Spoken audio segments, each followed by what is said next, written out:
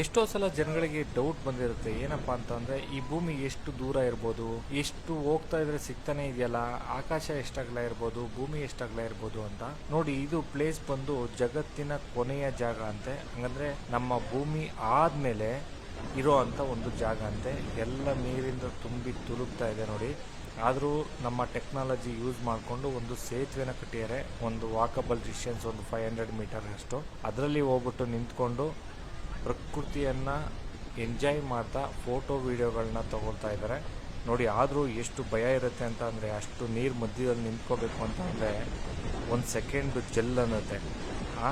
ಆದರೂ ನೋಡಿ, ಭೂಮಿಯ ಕೊನೆಯ ಜಾಗ ಅಂತೆ, ಎಷ್ಟು ಚೆನ್ನಾಗಿದೆ ಅಂತಲ್ಲ. ಅಲ್ಲಿ ಯಾವಾಗಲೂ ಈ ನೀರು ಬೀಳೋ ರಭಸಕ್ಕೆ ಏನೋ ಮಳೆ ಹುಯ್ತಾ ಇರೋ ಥರನೇ ಕಾಣುತ್ತೆ. ಹಂಗಾಗಿ ರೈನ್ ಕೋಟ್ ಎಲ್ಲ ಹಾಕ್ಕೊಂಡು ಓಡಾಡ್ತಾ ಇದ್ದಾರೆ ನೋಡಿ. ಎಷ್ಟು ಗಾಳಿ, ಎಷ್ಟು ಮಳೆದು ವಿಂಡು. ಮಳೆ ವಿಂಡ್ ಅಂತಂದರೆ ಇದು ನೀರು ಬೀಳ್ತಾ ಇದೆಯಲ್ಲ, ಅದು ಜೋಗಿಂದ ಆ ರಭಸಕ್ಕೆ ಇದು ಚೆಲ್ತಾ ಇರೋದು ನೋಡಿ. ಎಷ್ಟು ಚೆನ್ನಾಗಿದೆ ಅಂತಲ್ಲ. ಇದೇ ಕೊನೆಯ ಜಾಗ ಅಂತ.